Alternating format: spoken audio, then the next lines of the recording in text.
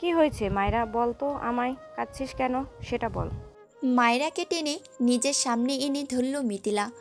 মেয়েটার চোখ মুখ ফুলিয়ে ফেলেছে, নাকের ডগা টুকটুকে লাল হয়ে আছে, তার চোখের বর্ণ রক্তিম আবাই ছড়িয়ে গিয়েছে। মিথিলা তার মুখে আলতো করে হাত বুলিয়ে দিল। কণ্ঠে কমলতা ঢেলে জিজ্ঞেস করল, মায়রা বোন আমার, বল কি হয়েছে? ওই বদ ক্যাপ্টেনটা কি তোকে কিছু বলেছে? মায়রার ভিতর ফোঁপাচ্ছে। তীব্র ঝড় তার ভিতরটাকে তাণ্ডবে চূর্ণ বিচূর্ণ করে দিচ্ছে। অশান্ত ঝড়ো হাওয়া তাকে সম্প্রতীপ করে দিচ্ছে ক্রমাগত। বুকের উপর প্রকাণ্ড ওজন অনুভব করছে সে। মনে হচ্ছে কোনো অদৃশ্য শক্তি বুঝি তার গলাটা চেপে ধরে রেখেছে। শ্বাস নিতে বড্ড কষ্ট হচ্ছে তার। নাক টেনে একটু সময় নিয়ে বিড়বিড় করে জানালো, আপু, উনি অন্য কাউকে পছন্দ করে, তাই হয়তো আমার থেকে এত দূরত্ব বজায় রাখে সে। মিথিলা মেয়েটা শান্ত শিষ্ট হলেও ভীষণ রাগী। মায়রার মুখে এমন কথা শুনে দপ করে বুঝি তার আগুন জ্বলে উঠল। ক্ষোভ মিশানো কণ্ঠে বলল, আমায় সবটা খুলে বল তো, ওই রোবটটা কি তোকে বলেছে এ কথা? হ্যাঁ আপু, আমাকে বলেছে আমি যেন শাড়ি না পরি, আর কলেজে নাকি উনি করে শাড়ি পরা মেয়েকে পছন্দ করেছিলেন। মিথিলার আগে কটমট করে উঠল। সরু সরু ক্ষোভান্বিত নয়ন নিয়ে বিড়বিড় করে বলল, ওহ তাহলে এই কথা, তবে দেখ। ইহামের গা থেকে সিগারেটের অদ্ভুত গন্ধ ভরে গিয়েছে।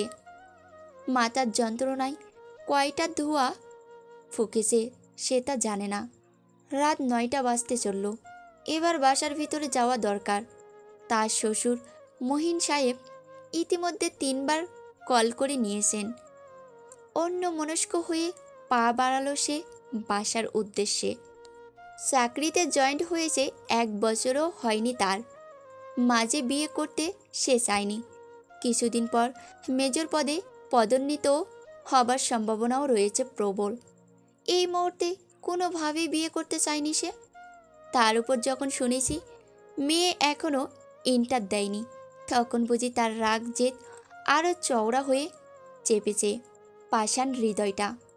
একজন আর্মির স্পেশাল সোর্স সেক্টরে ক্যাপ্টেন হয়ে কি করে সে 18 বছরের নিজে একটা মেয়েকে বিয়ে করে? অথরিটি বা তার কলিগরা শুনলে তাকে নিয়ে কি চিন্তা আনবে নিজেদের মনে?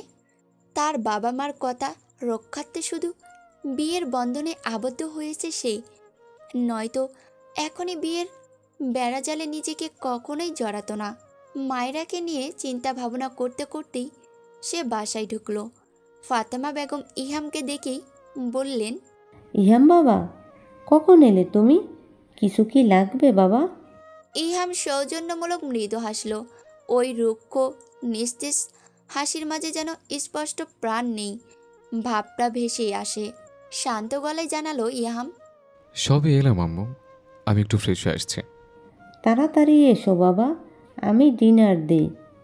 সঙ্গে সঙ্গে ইহাম জবাব দিল, না আম্মু, আমি এখনও ডিনার করব না। লাঞ্চে যা খাইয়েছেন, ডিনার না করলেও চলবে অনায়াসে। ফাতেমা বেগম মুচকি হাসলেন। ছেলেটা একটু কম কথাবার্তা বললেও ভীষণ ভদ্র আর মার্জিত। নিশ্চয়ই ওনার মেয়ে এই ছেলের সঙ্গে সুখে আরামে থাকবে। সোহাগ গলায় বললেন তিনি, কি বলো বাবা, তোমার জন্য হাঁসের গোস্ত রান্না করেছি। বিয়ান বলল তুমি নাকি হাঁস পছন্দ করো। একটু বুঝি লজ্জা পেল ইহাম। মাথা নুয়ে নিল সে। মৃদু আওয়াজে বলল, আমি যাই তাহলে আম্মু। আচ্ছা বাবা, যাও, মায়েরা মনে হয় ওর রুমেই আছে। ইহাম নিরুত্তর নিষ্প্রভ হয়ে সেই জায়গা ত্যাগ করল। হন্তদন্ত হয়ে গাম্ভীর্য মুখের আদলে সে রুমে এলো। ভিতরে এসে আকস্মাৎ চোখের সামনে এমন লাস্যময় রূপ আগুনের উত্তাপে বুঝি থমকে গেল সে। গাম্ভীর্য আদল কর্পূরের মতো মিলালো কোথাও। আপন মতে পাগুলি আটকে গেল যেন অদেখা শিকলের বন্ধনে। বিস্মিত বিমর চোখের দৃষ্টি এক মুহূর্তের জন্য যেন মাদকতায় মিশে গেল নির্নিমিষে। আচমকা ঘরের ভিতরে ঢুকে এমন একটা বিভৎ দৃশ্য আশা করেনি ইহাম। এক মুহূর্তের মাদকতা মিলিয়ে গিয়ে হিংস্র ক্ষোভটা কেমন বিগলিত হলো তার। রাগচটা রুক্ষ মেজাজটা সজীব হয়ে বুঝে প্রাণ ফিরে গেল। অবিলম্বে তার লাল চোখ দুটি অগ্নিগিরির মতো টকবক করে উঠল। সেই আভা থেকে নির্গত হওয়া তপ্ত দৃষ্টি ছুড়ল ঘরের ভিতরে থাকা অতি মাধুরী মেয়েটার দিকে। মায়েরা খুব সুন্দর করে শাড়ি পরেছে, হাফাতা ব্লাউজের ভিতর গলিয়ে ধপধপে ফর্সা নরম হাতগুলি সমুদ্রের বালুকার মতো চিকচিক করছে। লম্বা কমর অবধি চুলগুলি উন্মুক্ত বাঁধনছাড়া হয়ে ফ্যানের বাতাসে দিক বেদিক উড়ে চলছে।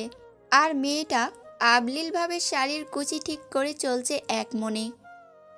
শুধুমাত্র সে নয়, যে কোনো পুরুষ চোখের সামনে এমন মোহনীয় দৃশ্যপটে থমকে যাবে, আবেগ অনুভূতিতে মাদকতা মিশিয়ে অচিরে উচ্ছ্বাস জানাবে।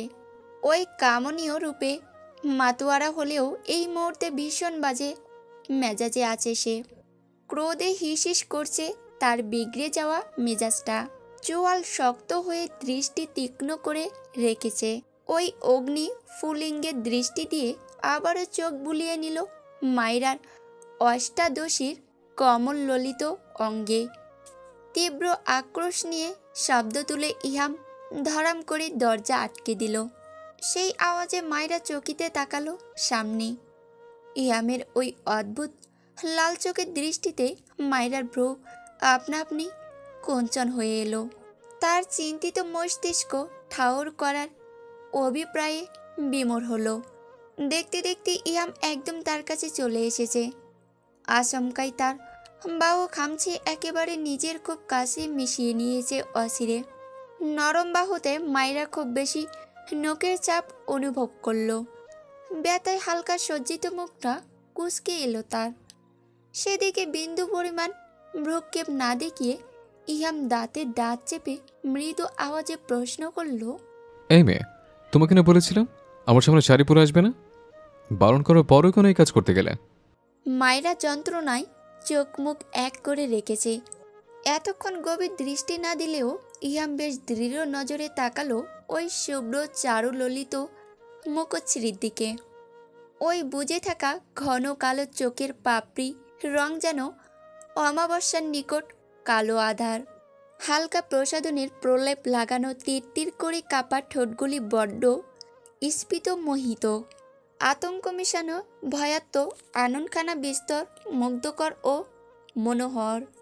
এই লাস্যময় রূপ মাধুরতা ইহামের মস্তিষ্কের নিহরণ নাড়িয়ে তোলে।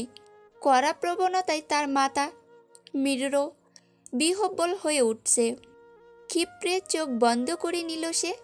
সেভাবে দাঁতে দাঁত চেপে নিজেকে শান্ত করার প্রয়াস চালাচ্ছে অনবরত।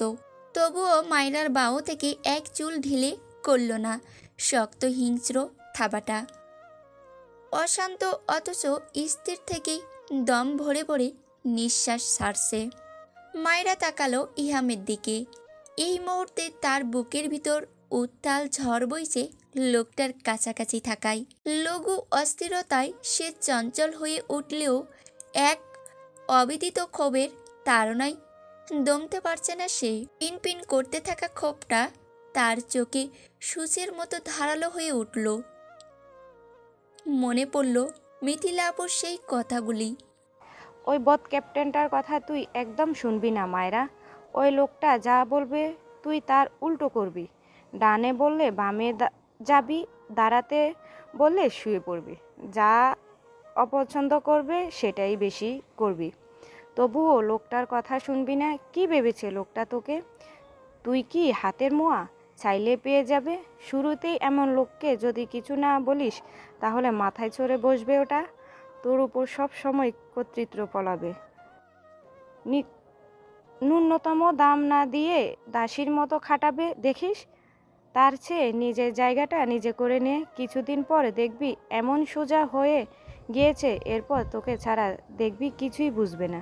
কিছুদিন পাত্তা না দিলে পুরুষ মানুষ এমনি সোজা হয়ে যাবে, নয়তো তোর উপরেই চড়ে বসবে ওই রসকসহীন মানুষটা। পরে কপাল চাপড়াতেও কুল পাবি না।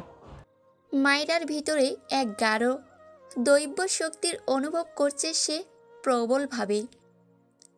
দৃঢ় মনটা আরও মজবুত আস্তরণে তৈরি করে নিল। আকস্মিক ক্রোধটা দপ করে জ্বলে প্রকাণ্ড হলো তা। বিদেশ নিয়ে শরীরের সর্বোচ্চ শক্তি দিয়ে নিজের বাহু থেকে ইহামের হাত ছাড়িয়ে নিল সে। তড়িতে ইহাম চট করে তাকালো মায়রার মুখের দিকে। হঠাৎ মেয়েটার রাগান্বিত মুখশ্রী দেখে শুরু করলো নিজের আঁখি পল্লব। খেয়াল করে দেখল মেয়েটা হিস হিস করছে। ছেলেটা বোধহয় আশা করেনি মায়রার এমন কাজের, তাই হয়তো সহজে আলগা হয়ে এসেছে কঠোরভাবে ধরে রাখা হাতের বন্ধনটা। একদম আমার সাথে এভাবে কথা বলবেন না। এই দুনিয়ায় কি কোনো মেয়ে শাড়ি পরে না? সবাইকে কি আপনি গিয়ে শাড়ি পরতে বারণ করবেন নাকি? আমার যখন ইচ্ছে আমি তখন শাড়ি পরবো, দরকার পড়লে এখন থেকে শুধু শাড়ি পরবো। মায়রা যতটা সুন্দরী নরম স্বভাবের, তার চেয়েও দেখি বেশি অভদ্র আর বিয়াদব। বড়দের মুখে মুখে কথা বলা, তর্ক করা একদম টলারেট করে না ইহাম। তার উপর তার সাথেই নিজের বিয়ে করা বউয়ের এই বিয়াদবি একদমই সে নিতে পারল না। আর দৃঢ় ব্যক্তিত্বে এটা মনে হয় কড়াভাবে আঘাত করতে সক্ষম হলো। মাথায় গলগল করে বুঝি ক্রোধের উষ্ণ রক্ত বইতে লাগলো ধারাপাতের ন্যায়। চোয়াল আরও দৃঢ় হয়ে উঠল তার। রক্তচক্ষুগুলি ভীষণ ভয়ঙ্করভাবে ফুটে উঠল। অবাঞ্ছিতভাবেই ইহাম একদম চোখের পলকে মায়রার সন্নিকটে চলে এলো। বিস্তর আক্রোশ প্রতিহিংসায় সে মায়রার কমল মোলায়েম গাল চেপে ধরল কঠোরভাবে। দাঁতে দাঁত চেপে কটমট করে বলল, মেয়ে, একদম মুখে মুখে তর্ক করবে না আমার। এটা কোনোভাবে টলারেট করব না আমি। বেয়াদব মানুষকে একদমই পছন্দ করি না। আর তুমি প্রথম দিনের প্রমাণ করে দিয়েছ তুমি একটা বেয়াদব। মায়রা দুই গাল বুঝি ভেঙে আসছে। ওই কঠিন পাথর শক্ত হাতে চাপ যেন তার তুলতুলে গাল নিতে পারছে না। বেতাই গাল চূর্ণ হলেও বিদেশের ছোঁয়ায় শক্ত দৃঢ় হয়ে উঠল তার হৃদয়। ক্ষোভ নিয়ে ফিসফিস করেই জানতে চাইল ইহামের কাছে, আর্মির একজন ক্যাপ্টেন হয়ে কি বইয়ের ওপর এইভাবে নির্যাতন করবেন বলে ঠিক করেছেন আপনি? জানেন তো কারা বইয়ের গায়ে হাত তুলে? নিজেকে কি সেটাই প্রমাণ করতে চাইছেন এখন আপনি? তার চতুর মস্তিষ্ক মায়রার কথার ইঙ্গিতটা ধরতে এক সেকেন্ডও ব্যয় করল না। রাগে দাঁত কপাটি আরও দৃঢ় হয়ে আসতেই সেই সঙ্গে মায়রার গালে চেপে ধরা হাতও তীব্র প্রখর হয়ে এলো অনিমেষ। কিছু বলতে চেয়েও পারল না সে। মায়রার মুখের কুচকানো ভাবে যেন স্পষ্ট হলো যন্ত্রণার কায়া। সঙ্গে সঙ্গে সে ছেড়ে দিল মায়রার কপল। ফর্সা গালে রক্তিম হয়ে ভেসে উঠল আঙ্গুলের লাল লাল ছাপ। বেসামাল ক্রোধে হিসফিস করছে ইহাম। লম্বা লম্বা নিঃশ্বাস ফেলতে ফেলতেই মৃদু ক্ষোভান্বিত গলায় বলল, কোনো বেয়াদব আমার বউ হতে পারে না। তোমার মতো অভদ্র একটা মেয়েকে বউ বলেও মানতে পারছি না। মায়রার কমল হৃদয় খুব ব্যতীত হলো ওই কঠিন কথার আঘাতে। নরম মনে সেই আঘাত ফলার মতো বিদল। শৃঙ্খলা পীড়াগুলি তার শ্বাসরোধ করে দিতে চাইলেও খুব চেষ্টায় ঢোক গিলে তা হজম করার প্রয়াস করল সে। বড্ড বেশি যন্ত্রণা তার চোখে পানির আকারে বের হতে চাইলেও তা সে লুকাতে ব্যস্ত হলো। নিজের উপর জোর খাটিয়ে কম্পিত কণ্ঠে ইহামের কথার জবাব দিল সে, আমাকে বউ বলে মানার আগে আমি আপনাকে নিজের স্বামী বলে মনে নিতে পারছি না। আর যাই হোক, কোনো দুশ্চরিত্র কাপুরুষকে স্বামী বলে মানা যায় না। নিভৃত বিজন রজনীর কালো আধার চারিদিকে। রাত মনে হয় 10টার উপরে বাজে। মায়রাদের বাসাটা আবাসিক এলাকায় হওয়ায় নির্জনতা বিরাজ করে। খুব বেশি কোলাহল থাকে না বলে পরিবেশটা শান্ত সতেজ লাগে সর্বদা। এই যেমন রাত 11টাও বাজেনি, এখনই চারপাশ কেমন শুনশান নিরিবিলি। ফাতেমা বেগম আর মায়রা মিলে ইহামকে রাতের খাবার পরিবেশন করছে।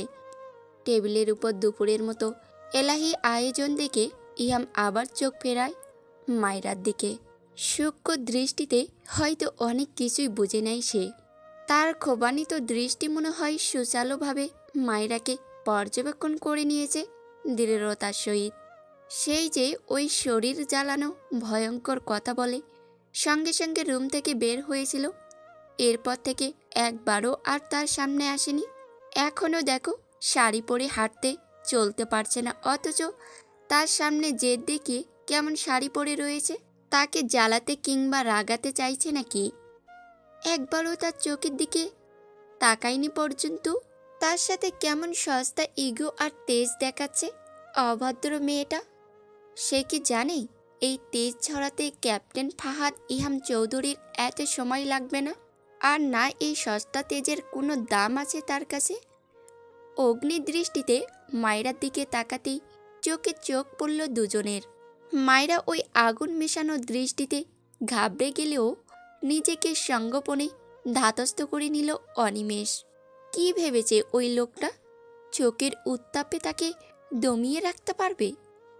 সামান্য শাড়ি পরতে বারণ করেছিল সে, সেই বারণ অমান্য করে শাড়ি পরেছে বলে কি প্রথম সাক্ষাতেই তার সামনে এমন কুরুচির আচরণ করবে নাকি? যেখানে এত বছর বয়সে তার বাবা তাকে একবার গায়ে হাত তোলেনি, সেখানে চিনা নেই জানা নেই স্বামী নামক একটা অপরিচিত মানুষের এমন অনৈসর্গিক কাজ কি করে মেনে নিবে সে? ওই লোকটার উদ্ধতপূর্ণ স্বভাব কিছুতেই সে মেনে নিতে পারে না। মিথিলা তখন একা রুমে খানিক উচ্চর্বেই কথা বলছিল। তুমি কি ভেবেছো তোমার সব কথাই আমি মেনে নেব? তুমি যা বলবে তাই হবে নাকি? তুমি যদি ভেবে থাকো আমাকে তুমি নিয়ন্ত্রণ করে চলবে তাহলে কিন্তু ভুল। এমন চলতে থাকলে আমি তোমার সাথে সম্পর্কটাই রাখতে পারবো না। মায়েরা মলিন মুখে মিথিলার কাছেই আসছিল এই মুহূর্ত। এমন কথায় একটু থামল সে। ফোনের ওপাশ থেকে কি বলল তা আর শোনা হলো না। তবে মিথিলা আবার বলে উঠল, আমি কোথায় রেগে যাচ্ছি? আমি শান্তভাবেই কথা বলছি। রিলেশনশিপে যদি তুমি এভাবেই থাকতে চাও তবে আমি বলবো আমার পক্ষে আগানো সম্ভব নয়। আমি স্বাধীনচেতা একটা মানুষ, আমাকে কিন্তু তুমি বারণে আটকে রাখতে পারবে না। খুব মনোযোগ দিয়ে মায়েরা সবটা শুনছে। কপালে ভাঁজ ফেলে সে বিষয়টা আঁচ করার চেষ্টা করছে। মিথিলা একটু থামল। উপাস থেকে বুঝি মিথিলা আপুর বয়ফ্রেন্ড কিছু বলছে। পরক্ষণে মিথিলা কেমন শান্ত হয়ে গেল। তেজিন গলায় নিচুভাবেই বলল, মনে থাকবে তো? আর কখনো এমন করবে না তো? প্রমিস করো আর কিছুতে বারণ করবে না আমায়, নয়তো আমি। মিথিলা আপু কথা সম্পূর্ণ না করেই চুপ হলো। মায়েরা বিষয়টা সুন্দর করে নিজ দায়িত্বে বুঝে নিল। মিথিলা আপু আবার বলল, ইটস ওকে জান, I love you too. Mithila আপু মনে হয় ফিস ফিস করে আবারও কিছু বলল। তারপর কল কেটে পিছন ফিরতেই মায়েরাকে দেখে কপাল কুঁচকে নিল। শঙ্কিত কণ্ঠে জিজ্ঞেস করল, কি মায়েরা, এখানে দাঁড়িয়ে আছিস কেন? মায়েরা থতমত খেল, চুপচাপ এগিয়ে গেল রুমের ভিতর। শান্ত কণ্ঠে জিজ্ঞেস করল, আচ্ছা আপু, তুমি একটু রাগারাগি করতেই ছেড়ে যাবে বললে কি ভাইয়া কাবু হয়ে যায়? মিথিলা মুচকি হাসল। ফোনটা বিছানার উপর রেখে মায়েরার দিকে তাকালো। হেসে হেসে জবাব দিল, হ্যাঁ রিপাত আমায় খুব ভালোবাসে। আমি একটু রাগারাগি করলে সে পাগল হয়ে যায়। কি রে, আমাকে মানিয়ে নেবে সেটা ভেবে। আর যদি একটু বলে ব্রেকআপ করে নেব বা চলে আসবো তাহলে আর কোনো কথাই চলে না। আমার সব কথা তখন চোখ বন্ধ করে মেনে নেয় সে। আসলে পুরুষ মানুষ এমনই, একটু ভয় দেখালে কাঁপে। নির্বোধ মায়েরা মিথিলার এই সহজ কথাটা নিজ মনের মশলায় কষিয়ে নিল। নিজের উত্তাপে তার রন্ধন করবে বলে বুঝি গভীর ভাবনায় মগ্ন হলো। রাত তখন 11টা বেজে 36 মিনিট। ড্রয়িং রুমে মিথিলা, তহিন, মায়রা আর ইয়াম বসে আছে। ফাতেমা বেগম আর মহিন সাহেব চলে গিয়েছেন নিজেদের ঘরে। যাওয়ার আগে ভালোভাবে বলে গিয়েছেন মায়রাকে, ইহাম চা খেতে চাইলে যেন সে নিজে চা বানিয়ে দেয়। ইয়াম ভাই, আপনি কোন ডিপার্টমেন্টের ক্যাপ্টেন? ইহাম যেন মেপে মেপে সাবলীলভাবে জবাব দিল, স্পেশাল ফোর্স সেক্টরে। মায়েরা ছোট ছোট চোখে তাকিয়ে রয়েছে ইহামের গম্ভীর মুখের দিকে। কথা কম বলা ওই কঠিন পুরুষটি তার চোখে বড্ড সুদর্শন ও কাঙ্ক্ষিত সুপুরুষ, কিন্তু মেজাজ আর ব্যবহার ভাবতেই রাগে কটমট করে উঠল মায়রার ক্ষোভান্বিত চিত্ত। আচমকা ইহাম তার দিকে তাকাতেই ভীষণ লজ্জা পেল সে। তড়াই চোখ নামিয়ে ইতস্তত বোধ করল। ইহাম শানিত নজরে মায়রাকে এক পলক দেখল। তুহিন উৎপল্লের সাথে আবার বলে উঠল,